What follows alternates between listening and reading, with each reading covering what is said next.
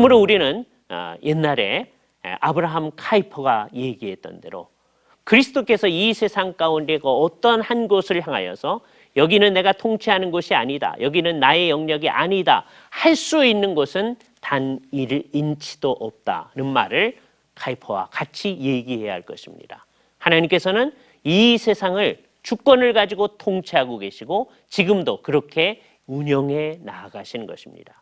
사람들의 눈에는 그게 잘 안 보일 수도 있습니다. 그러나 다른 사람들은 몰라도 성경을 믿는 사람들은 하나님의 이 통치하심을 그대로 인정을 해야 하는 것이죠. 그럼 구체적으로 하나님께서는 어떻게 보존하시고 어떻게 통치를 해 나가십니까? 그것을 표현하는 두 가지 방식이 있습니다. 일반적으로는 하나님께서는 어떻게 해 나가시는가? 하나님의 보존과 통치의 통상적인 방법, 일반적인 방법을 우리가 표현하는 것이 동시 발생이라는 말을 씁니다. 협력이라는 말도 써도 좋습니다. 하나님께서 모든 것에 제1의 원인으로 작용하시죠. 그것을 프리마 카우자라는 표현을 쓰는데 제1원인이라는 말을 쓰는 것이죠. 모든 것의 제1원인은 하나님이십니다. 그런데 하나님께서는 통상적으로는 어떻게 하시느냐 하면 제2의 원인들을 사용하셔서 이 세상의 일들이 있게끔 하십니다. 여러분들이 지금 이 방송을 보고 있습니다. 이 방송을 보시려면 이것을 촬영하시는 분들이 있고요. 여기서 송출하시는 분들이 있고 그리하여서 우리가 결국은 이 방송을 보게 되어지는 것이죠. 하나님께서 근원적인 원인이십니다. 하나님 외에 근원적 원인은 아무도 없습니다. 그러나 이 세상에 있는 다른 모든 사람들은 다 제2의 원인들로서 작용하는 것이죠. 그 제2의 원인 가운데서 더 근원적인 분이 있을 수 있겠죠. 예를 들어서 이 계획을 맨 처음에 하신 분들이 없었더라면 우리가 이런 방송을 할 수 없었을 것인데 그 사람이 굉장히 중요하지만 궁극적으로는 하나님이 계셔서 이런 일을 하는 것이죠. 아무리 좋은 계획을 세웠어도 이것을 잘 촬영하지 않는다면 우리가 이 방송을 볼 수 없을 것입니다. 또 누군가가 송출해 주지 않는다면 이 방송을 볼 수 없는 것이죠. 이 모든 것들을 다 일컬어서 우리는 제2의 원인이라고 얘기합니다. 이것은 공식적인 용어이기 때문에 제3의 원인, 제4의 원인 뭐 이런 말을 생각할 필요는 없습니다.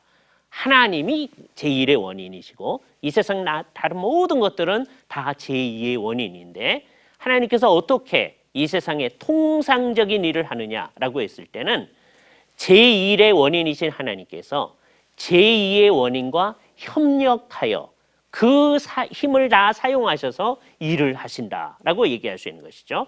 아까 아담과 하와가 낳은 자녀들 얘기를서부터 해도 좋습니다. 하나님께서 맨 처음에 아담과 하와를 창조하실 때는 하나님께서 직접 아담과 하와를 있게 하셨습니다.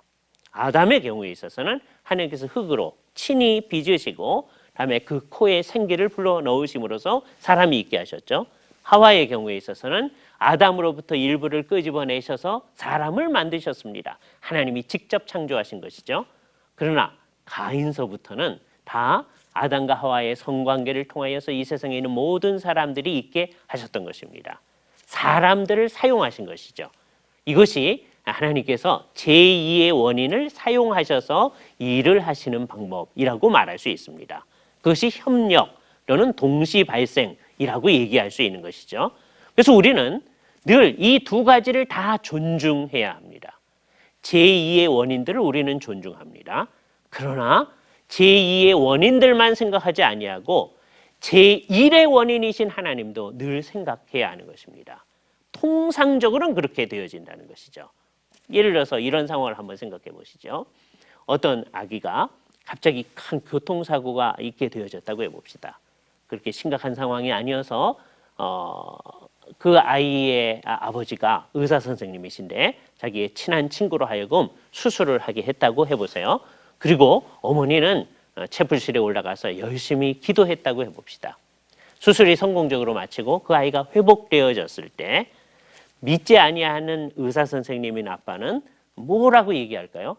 내가 제일 좋은 의술을 가진 내 친구를 동원해서 수술을 잘했기 때문에 이것이 회복되어졌다. 그렇게 얘기하겠죠.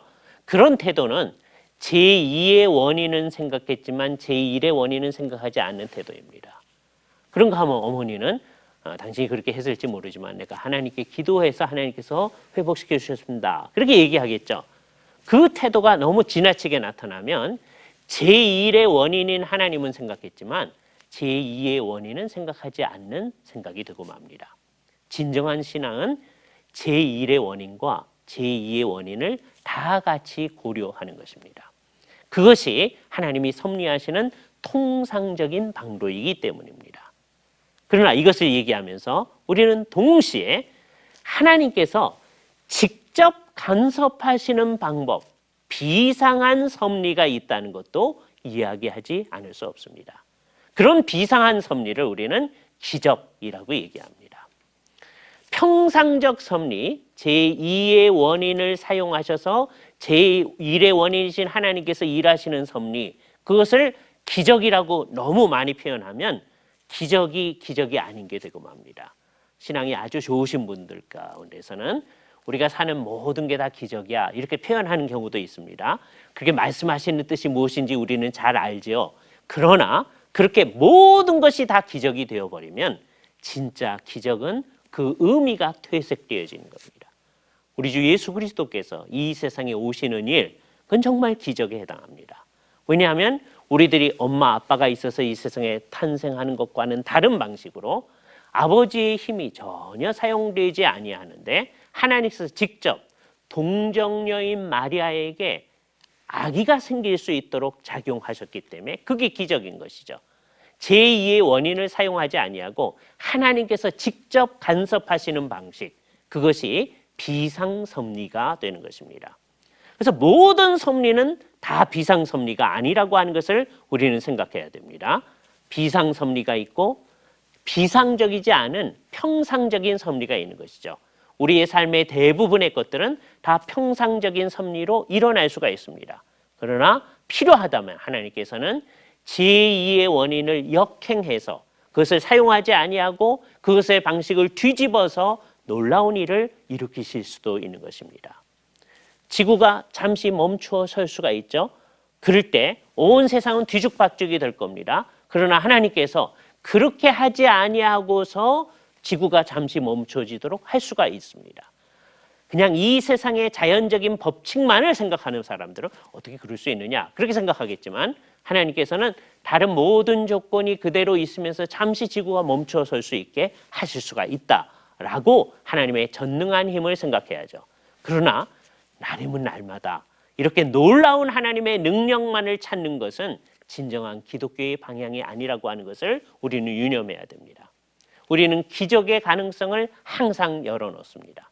하나님께서는 언제든지 이 세상의 보통의 제2의 원인들을 초월해서 놀라운 일을 하실 수가 있는 분입니다. 그러나 하나님께서는 평상적으로는 제2의 원인들을 다 사용하셔서 자연스럽게 이 일을 해나가시는 것입니다. 그러므로 누군가가 감기에 걸렸을 때 이 사람은 그냥 앉아서 하나님께 기도만 하지 않을 것입니다. 하나님께서 사용하신 의사 선생님들과 간호사 선생님들의 손길을 사용하고 하나님께서 인간의 일반적인 은총을 통하여서 주어주신 여러 가지 약들을 사용하고 할 것입니다. 그러나 그때 그 사람의 마음은 온 세상을 창조하시고 지금도 그 섭리의 능력을 펼치시는 하나님을 믿는 마음으로 그 일에 관여해 나가야 되는 것이죠.